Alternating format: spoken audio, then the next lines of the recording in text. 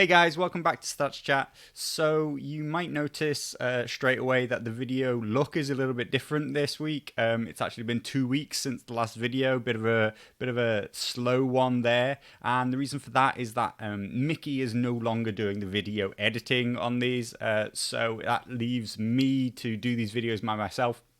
So I'm going to go even more low tech, right back to like where Stats Chat began, which is pretty much like a one-man podcast, just me talking to the camera, almost no editing over the top, a one and done kind of edit thing. So hopefully you'll still enjoy that style. It's what it all started as, and we couldn't possibly get that much more low tech, so I don't think it's really going to change anything. Of course, Mickey always also acted as somewhat of the filter to make sure that the things I said weren't too controversial, weren't too mean, or maybe just too stupid sometimes. So let's see if I can get away with not offending too many people today. See if I can not say anything too stupid. And see if we can survive without Mickey's editing input, because I just don't really have the time between doing the site development, running tournaments, doing kind of tactics articles for the guild and stuff like that. I just don't have time to edit these videos. So enjoy listening to what is generally kind of known as the ravings of a madman, where we'll talk about all things relating to competitive play and A Song of Ice and Fire, the tournament scene, and things that are going on in the site in general. Just all the things that are always on my mind, and the things that I'm always trying to stay close to with the game and trying to promote and help.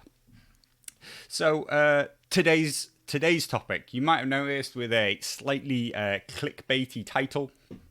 The title is, of course, is competitive A Song of Ice and Fire dead?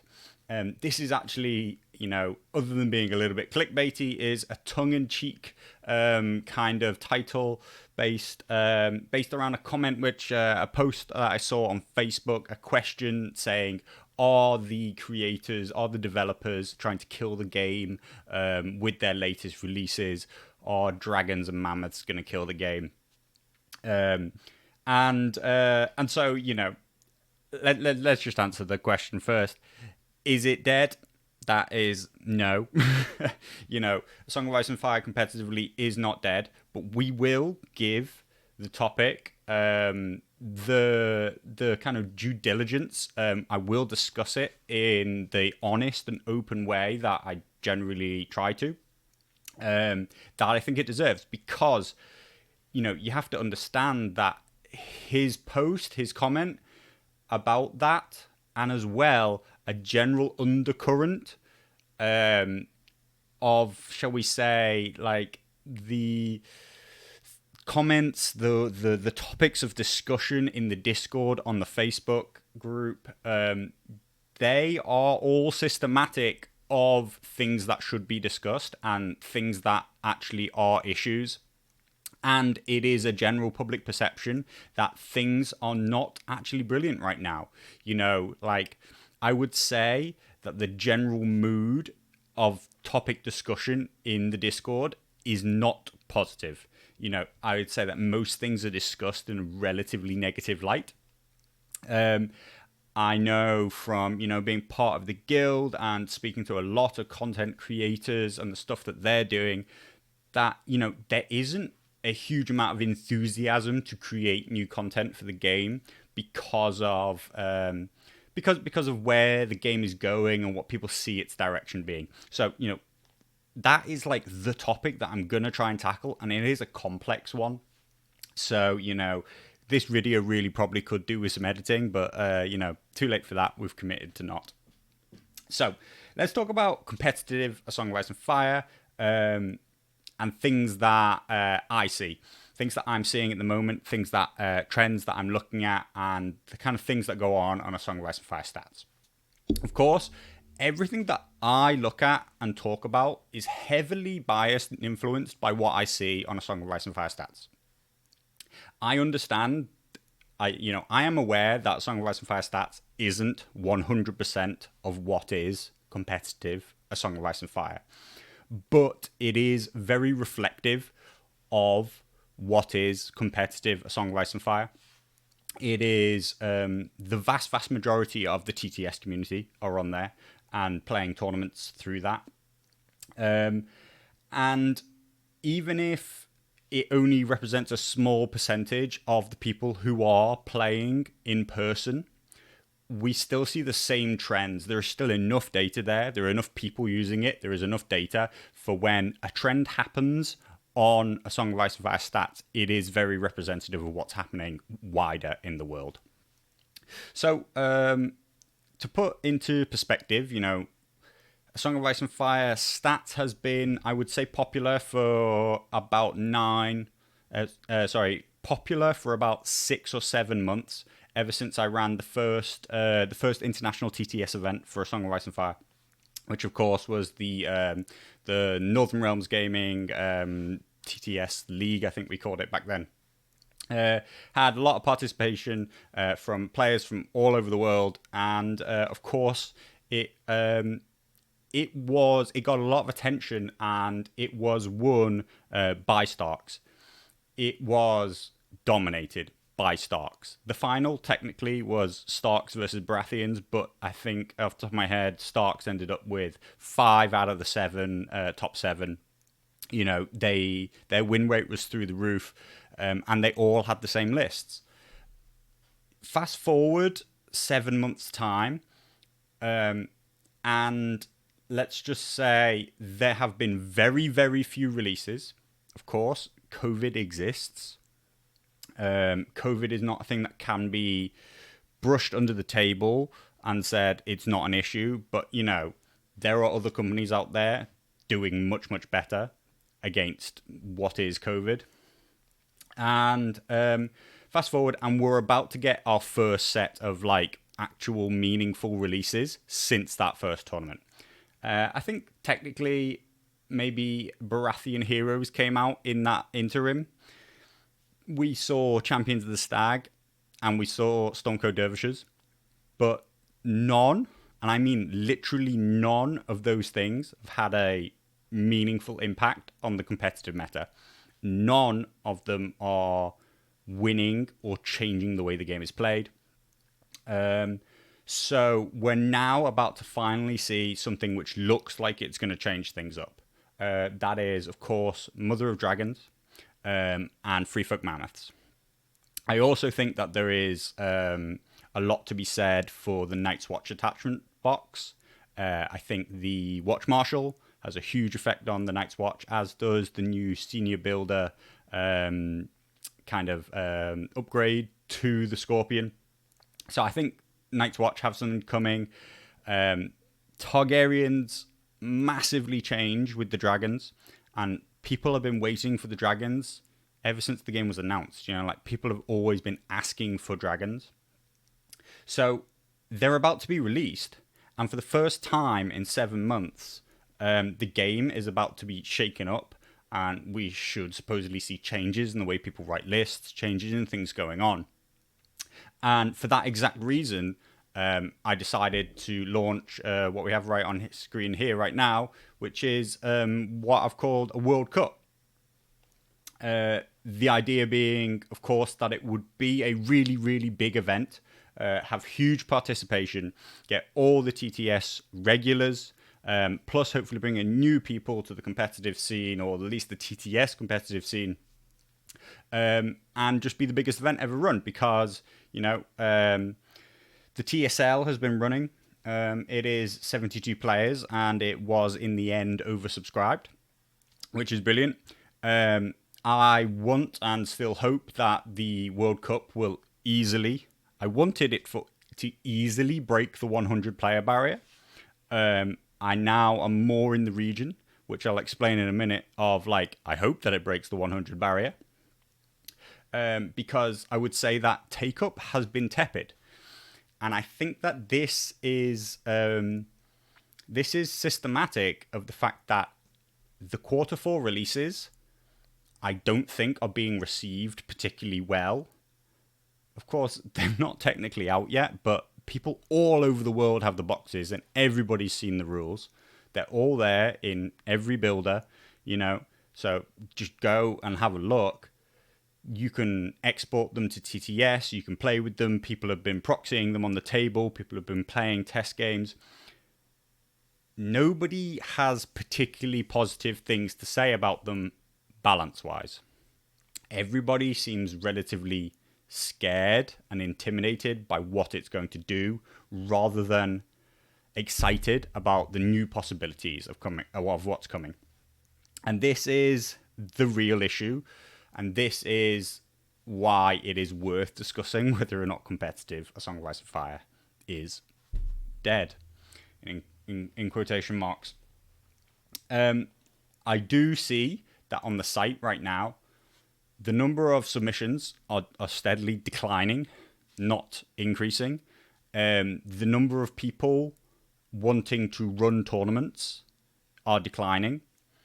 And the number of people looking at the ELO ratings is going down. Now, you can say, well, that's just an issue with the site. People aren't interested in the site or whatever.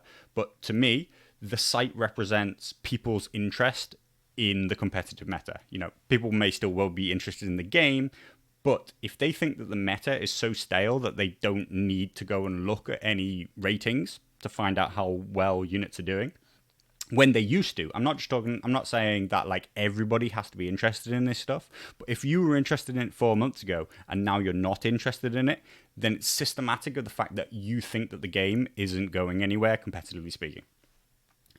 And again, I might be overstating. It is entirely possible because my view of the game is entirely built around A Song of Ice and Fire stats. It is entirely possible that I overstate A Song of Ice and Fire stats' role in this, but I think that actually, in a lot of ways, A Song of Ice and Fire stats has been an issue in terms of this, and is currently not helping the competitive community being excited about the game and encourage competitive play, for the very real reason that I think that it's been successful in that it's very well established now across all of these communities, the Discord, the Facebook, stuff like that, that what is shown on A Song of Ice and Fire stats is true. You know, like, I don't think there's a huge amount of argument there anymore that, you know, if we head down here and we look at our power rankings, you know, Starks are number one. They are known to be the best faction. Let's put it this way. I designed the entire Masters tournament. I picked game modes which I thought would force, or they were the only game modes that I could find that I thought would force Stark players to adapt and play something other than the same lists that they always play, otherwise they would lose. And yet we basically look like we have a definite Stark finalist, and it looks like it could well be a Stark mirror matchup in the final.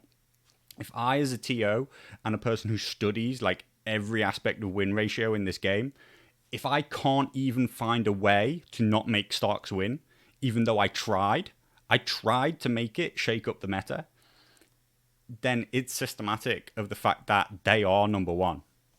So it looks like I would put money on the fact that I think Starks are going to win that Masters tournament. And if not, it's going to be Free Folk. Surprise, surprise, Free Folk, they're number two. They are, between them, significantly higher rated than everybody else. If Lannister ELO didn't include a ton of tournaments that have been run that allow the mountain that rides, then their ELO would be significantly worse. And yet they're a long way off the pace in third. That has been stable for such a long time and has been well known by the community and has been discussed at length for the past 6 months, that I think it's having a detrimental effect on people's enjoyment of the competitive scene. It's having a detrimental effect on people wanting to play and enter events, particularly those, you know, we see people playing Starks, not wanting to enter because all they know, they think it lessens their value as a win because everybody's like, well, Starks are too powerful anyway, so you didn't win because you were good, you win because you played Starks. They don't enjoy playing Stark mirrors. Nobody wants to just see the same mirror matchups continuously. They're not interesting from a gameplay perspective. Other people who play factions who feel that they don't have an equal footing, they don't want to enter because they don't just want to be stomped on by the same lists again and again and again. And there is a complete lack of innovation and ways to feel like you have an equal footing. This is, I believe, a entirely unintended consequence of A Song of Ice and Fire Stats becoming popular. When I created A Song of Ice and Fire Stats, I believed that I naively believed that by showing people issues in game balance, more specifically by making the game developers very obviously aware of issues with their game, that they would accelerate the rate at which they balance the game. They would have so much more data available to them. They would have factual proof that some things are too powerful, and all they need to do is look on the site to find out what they are. That they would accelerate the speed and regularity at which they balance the game, because I believed they wanted to create a competitive game. That's why I created this entire system. I believed they wanted to create a competitive game and that I could create something that could help make it a better competitive game. Instead, we seem to be having a detrimental effect, which is all the community are aware of the issues and argue continuously at length about how they should be balanced, how activation advantage should be sorted out, what you should do about direwolves, should there be a pass rule, should there be limitations on being able to take options, what are they going to do about Varys, what are we going to do about Walder? But these are questions that the community shouldn't be answering. These are questions that CMON should be answering. But CMON have not addressed them in any way. Like, literally no comment, no public acknowledgement that they're working on balance changes, no announcement of when something new is going to come. And the real issue there for me was when 1.6 came along, and I thought, brilliant, okay, we're about to get those balance changes we've been waiting months to have. And instead, we got a very, very top level periphery FAQ, which made targeting 10% clearer on what it meant, but still very, very complicated, and effectively errated a few other things, which tiny bit helped Targaryens. But I mean, you're talking drop in the ocean. They're so terrible that they've never ever won a tournament. They're right down there. That should tell you that everybody should be really excited that dragons are coming and it's going to make Targaryens good, or at least give them a fair chance.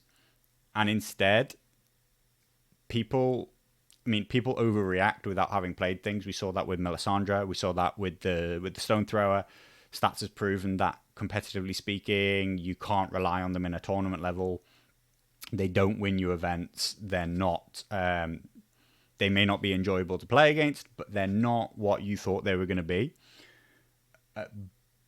I do see, without having tons of stats yet, I do see what people's fears are around the dragons. I think there are a lot of things there that whoever playtested them didn't understand some of the tricks that are being used by competitive players in terms of movement, denial of charges, terrain, to basically make them very, very, very much the new dominant force. Mammoths have equal issues, and probably and nobody needed free folk to be seen to be getting stronger. What can I say? I think for me personally, I've put a lot into what the World Cup. Let's talk about something a little bit different. Let's rephrase it. I've put a lot into the World Cup. I believe that the game needs a big event, and I think it needs to have a non-Stark winner. And I think that now is the right time. If you're not excited for the Q4 releases, then the competitive scene for this game is dead. If you don't want to compete in the game with changes to the meta, then you're not interested in this game competitively anymore. If you're not excited for the first set of new releases that we've had that are significant changes to the game in at least 6 months, really, realistically, we haven't seen changes to the game in since January last year.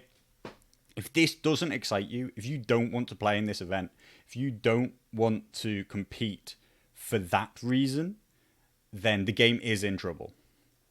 If you don't want to compete for any other reason, I mean, what else has come up? So that is basically coming off the back of, like, I've spoken to a number of people who I thought would have entered the tournament by now, and they say that they're burnt out of the same old stuff, and yet they don't want to enter a tournament where there's new stuff.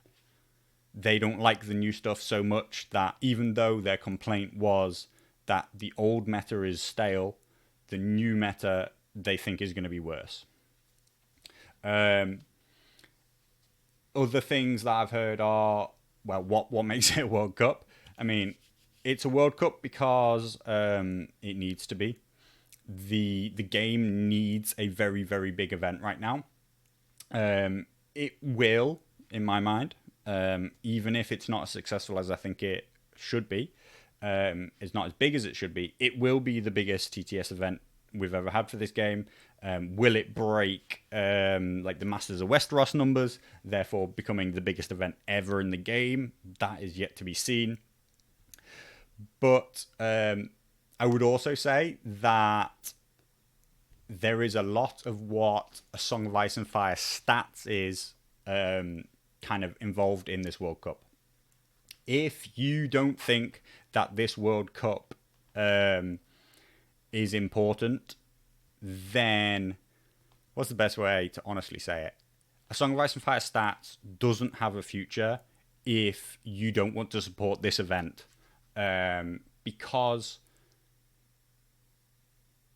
really that shows that A Song of Ice and Fire Stats isn't helping to promote the game. It's causing competitive damage to the game. And again, I might be overstating the site's role in that. I might be, overstating my own kind of reach and use in the community, or, whether or not what I do is valid, whether or not people care at all about what I do. But the people who are listening to this podcast probably have some, believe that I have some role in that. And really, it's a case that I think that if things don't get better, if people aren't excited about the release of the thing that we've been waiting for ever since the start of the game, Dragons, and instead you put your stock in the next thing that you think is going to come along, quite a few people say, oh, but when Greyjoys come, then I'll be excited. Well, that's what people already said for Dragons. As soon as Greyjoys come, and they're not going to be what you hope they are. Yes, they look like they're going to release more stuff on launch, but in my mind, they can't be fully competitive when they first come out because they have hardly any options, and they've already been stated that they won't work well with neutrals. So you don't have the neutral pool to work well with either. So you have a very, very limited unit choice. So either they've just released a ton of overpowered stuff, and that faction is just going to dominate, or you're not going to be a competitive faction yet. And that's fine, that's normal, but that's going to kill a ton more enthusiasm if what you said was, I'm waiting for Greyjoys. The game will be good when Greyjoys come. The game will be good when XYZ comes out. The game is and needs to be good now. And I do think that if it goes into decline and that the competitive community starts to fall off, then the only thing that will save it at that point would be a second edition, or a very big kind of rebalance. But at that point, you should probably call it a second edition, because if we're in that kind of decline, you're going to need a genuine bump to kind of reinvigorate the game. That's not an issue in itself. That happens in other games. People bring out new editions for that exact reason, which is the game has reached a tipping point and it looks like it's going to go into decline. And so you commit to reinvigorating it with new stuff. But this, in my opinion, could have been avoided if 3 months ago they addressed the issues which all the community know exist. The community have been discussing at length and have come to dominate all aspects of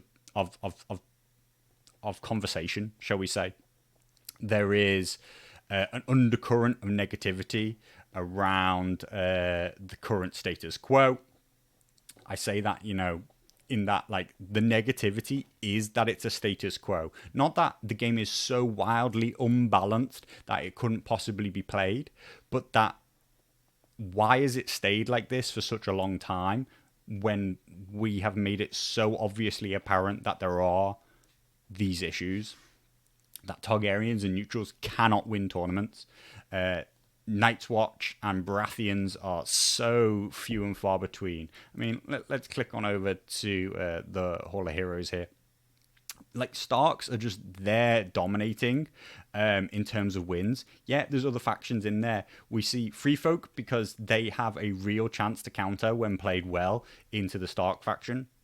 We see a decent number of Lannisters, but the vast majority of those are with Mountain That Rides. He just changes that faction in such a way that they're not the same without him as they are with him. And then we see like a couple of token entries from the Baratheons, which is only a single commander. That's Courtney, who's their only good viable option at the moment. And there are even like specific tournaments of like 30 points and random list builders and stuff like that. We see the odd Night's Watch entry, and they're just small local events where, of course, like individual player skill is outweighing the majority, the statistical likelihood of what is actually really the strongest faction, and it's just not the balanced picture we would like to see. It's fine for any given period of time, 3 months, maybe even at a push 6 months, but the game can't be left in that state for a whole year, and for you to not expect people to get bored and uninterested in what's going on. So, is competitive A Song of Ice and Fire dead? If you don't believe that dragons and mammoths and all the new attachments, we've seen updates to everybody except neutrals this quarter. Everybody's getting something new. If you don't see this as a positive thing that you want to go and play with and test, then for you, yes, competitive A Song of Ice and Fire is dead. If you aren't interested in seeing what the new changes are and being the first person to adapt to it, then your interest in A Song of Ice and Fire stats is not there anymore, because you think that A Song of Ice and Fire stats, in my opinion, you think that it's kind of proved a point and there are no other points to be proved and there's nothing to be gained there anymore. I would say would be how I think if you're not interested anymore, that's what you see it as, which has never been what it wants to try and achieve. And really, I genuinely think that people should be, it's easy for me to say, people should be signing up for the World Cup, because I think that it has a very, very big role to play in the future of competitive Song of Ice and Fire. If you don't think it does, then that's fine. We will likely, we will if the World Cup is not big, then A Song of Ice and Fire stats will basically not be continued to be developed. Like if I cannot put on a big tournament and have people be excited about it, and think that the choices that I make are for the best in terms of everybody, in terms of balance, finding out new things about the game, giving everybody a fair chance to like adapt to new stuff, give everybody a good fair chance to like test their player skill. If you don't think that I can run a tournament like that, based on all the things that I constantly study about all the tournaments that are going on, then like there is no real point in the site continuing to try and show you new things. So all I'd say is like sign up and try and be positive about what's coming, because if we're not positive about what's coming, then competitive Song of Ice and Fire might be dead. Like it really might be. It will take a period of time for us to really find out that it's not going to die tomorrow, but is in the process of dying. If that's what you think, if that's your mindset towards the new set of releases, if you always think that the next thing around the corner is going to be what rescues us, then you're always going to be waiting, in my opinion. Simon might surprise me, but Essen is this weekend, and I don't think we're going to see anything new. Nothing there is going to invigorate those who are close to the game and paying attention to the game. We've seen it all already. As far as I'm aware, like their announcement is going to be dragons and mammoths. Like people have them, literally have them. Not even like saw some pictures online. They have them in their homes, and you're going to announce that they're being released. That is odd. Even if they show more Greyjoy stuff, that's just stuff people have already seen. People, and once upon a time, again, pre-COVID, you said it would already be out by now. You said that we would have it in Q4, and it's not coming. So again, you can only underdo people's expectations there. You can only not rise to the occasion unless they turn around and reveal something new and big. Then those who follow the game closely are not going to be impressed, in my opinion, by what's coming at Essen. So we have to be excited and impressed about what's already here, what's already out, what we already know. We have to give it a fair chance to be balanced.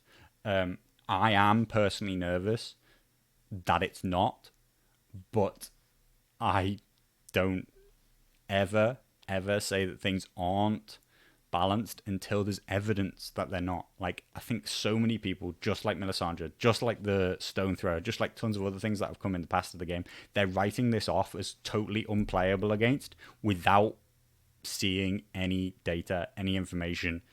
They're not giving it a fair chance to be good before they say that they're turning away from the game. So it is actually a very, very important period of time, in my opinion, for the game. It's an important period of time for the site and for me and my level of involvement in the site. I'm not going to turn the site off. The site needs... The site costs me money to run. It's as simple as that. As well as the ridiculous amount of time that I spend on it, developing, creating new things that people want, trying to make it cool. The site physically costs me money to run. And so if it can't run a successful tournament, if people don't want to support that, and in terms of the new Patreon system, which, you can find the video for that on the site. You can find the video for that on YouTube. You can, I posted about it and all that kind of stuff. It's there.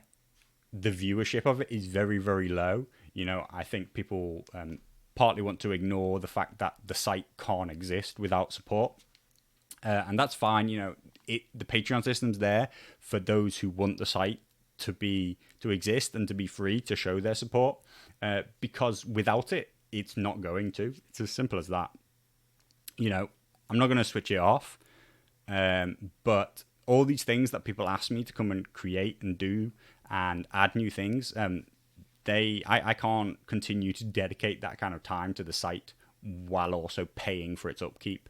And every time I add new things, that's more cost that I add to the upkeep of the site. I can't continue to do both anymore, particularly as I'm no longer so confident, that's the best way to put it, that it is having the effect on the game that I hoped it would. I hoped that CMON would acknowledge its existence, would interact with it in some kind of way. They have zero communication with me ever. And that they would use it and utilize it as a tool to help make the game better. And instead, I think the community are engaging with it, acknowledging that it has brought to the fore these issues with game balance. If we look over in the power rankings, Rob Stark has a 222 rating, Howland 215. In general, when we use this ELO, we say that Stark's playing as Rob, coming up against Targaryens, playing as Drogo, let's say.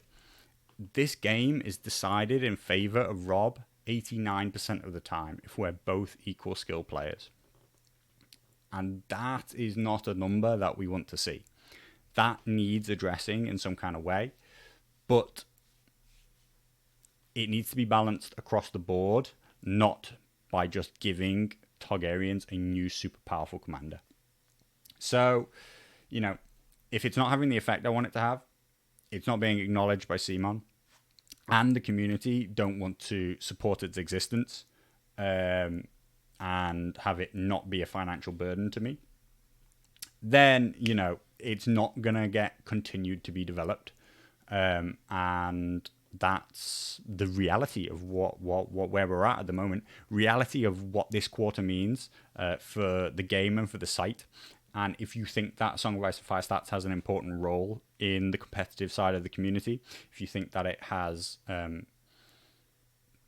enabled any part of your gameplay and given you more information about the game, then consider either becoming a Patreon or joining the World Cup.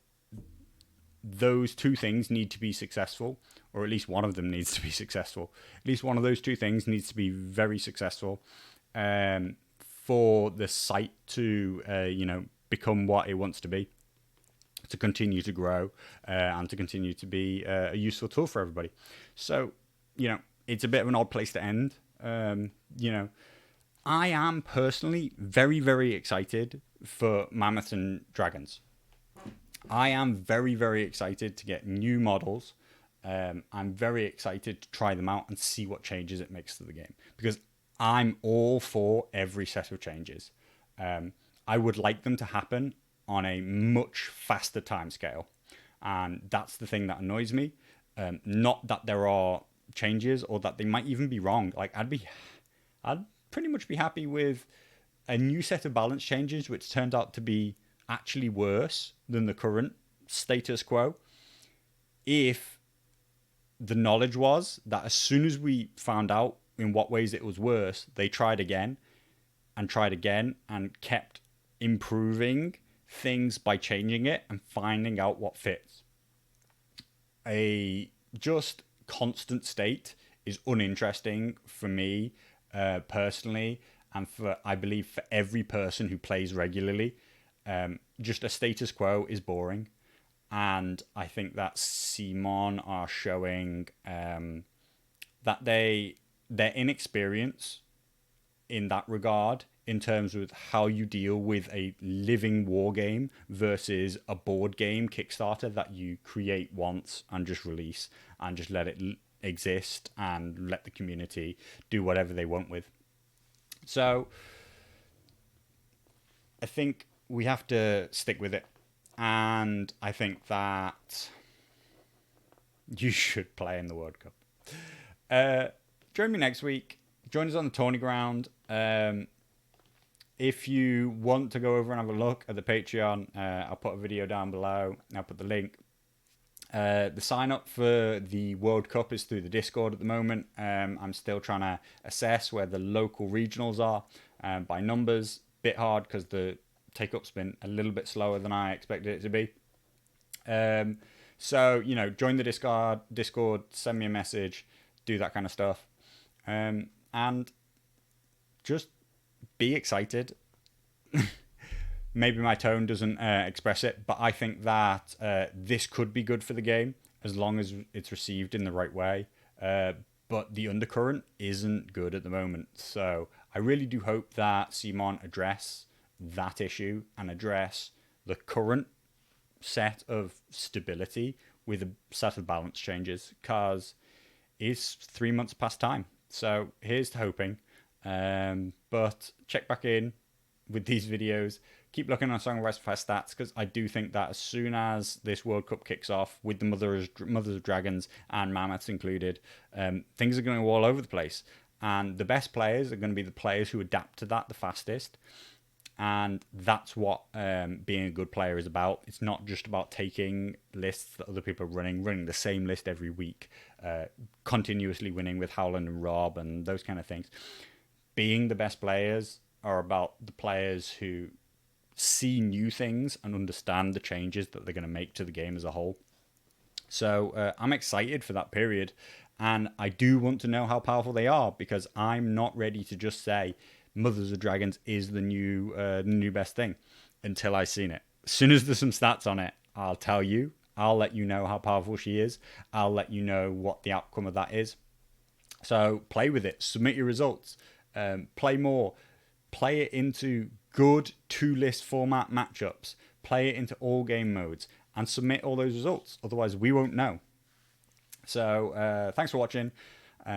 Sorry for the low tech. And you know what? It's almost definitely been entirely twice as rambly as normal, because that's normally all the stuff that Mickey cuts out when I say the same thing 3 times in a row. But I'll see you soon.